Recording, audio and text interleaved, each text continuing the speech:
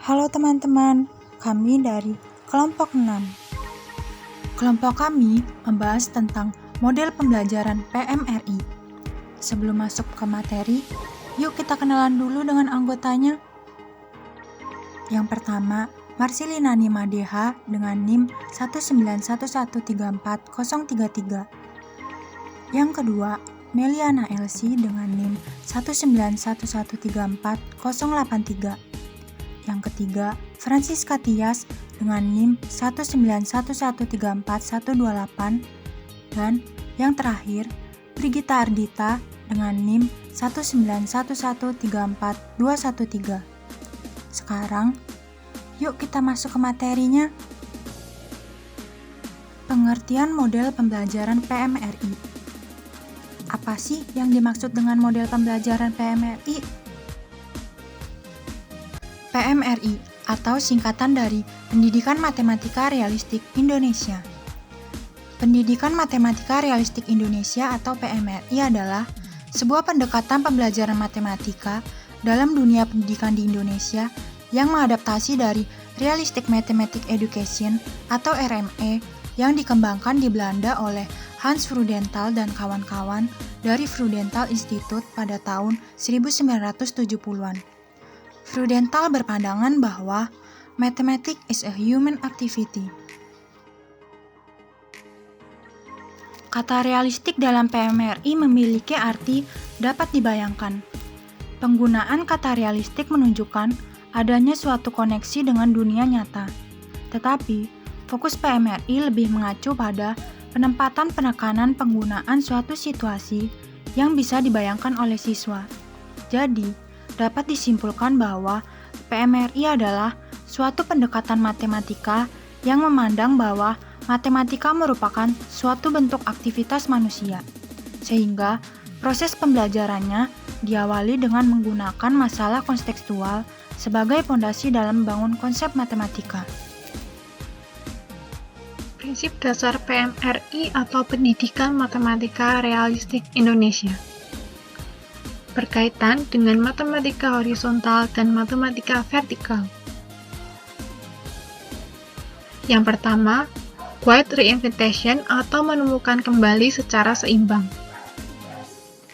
Artinya adalah memberikan kesempatan bagi siswa untuk melakukan matematisasi dengan masalah kontekstual yang realistik bagi siswa dengan bantuan dari guru.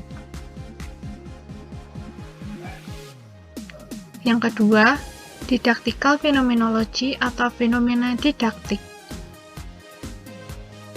Maksudnya adalah situasi yang diberikan merupakan fenomena atau kejadian yang ada di sekitar kita yang dapat dijadikan bahan dan area aplikasi dalam pengajaran matematika, di mana kejadian tersebut haruslah berangkat dari keadaan yang nyata bagi peserta didik sebelum mencapai tingkatan matematika secara formal. Yang ketiga, self-developed model atau model dibangun sendiri oleh siswa. Artinya adalah peran self-developed model merupakan jembatan bagi peserta didik dari situasi real ke situasi konkret atau dari informal ke formal matematika. Artinya, peserta didik membuat model sendiri dalam menyelesaikan masalah. Adapun karakteristik sintaks model pembelajaran PMRI yang harus muncul di pembelajaran. Wijaya mengulas 5 karakteristik dalam PMRI yang dirumuskan oleh Travers. 5 karakteristik PMRI tersebut adalah penggunaan konteks, penggunaan model, pemanfaatan hasil konstruksi siswa, interaktivitas, dan keterkaitan. Yang pertama, penggunaan konteks. Penggunaan konteks yang realistik dapat melibatkan siswa secara aktif dalam mengeksplorasi permasalahan yang dihadapi.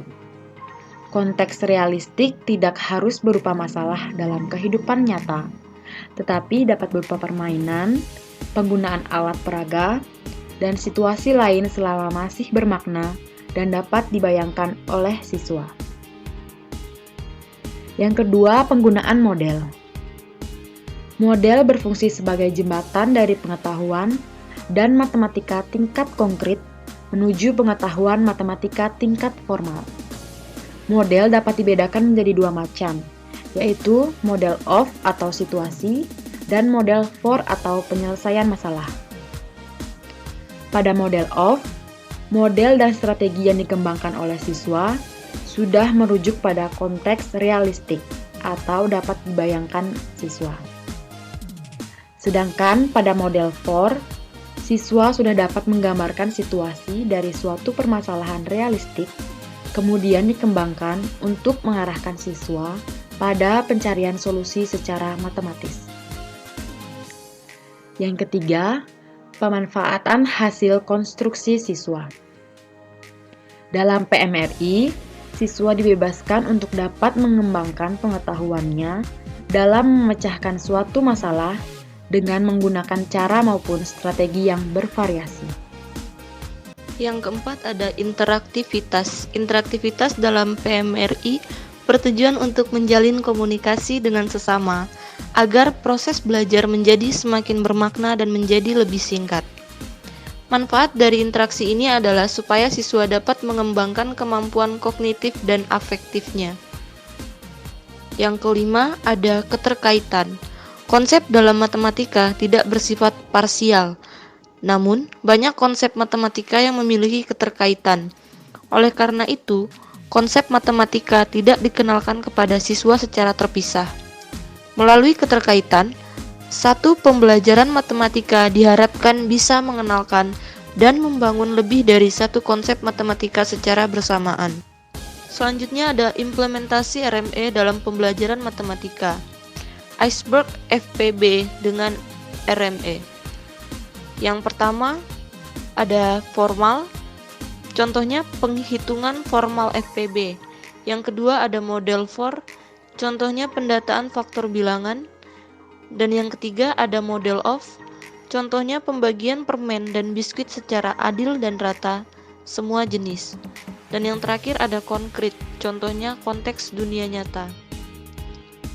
Sekian dari presentasi kami ucapkan terima kasih.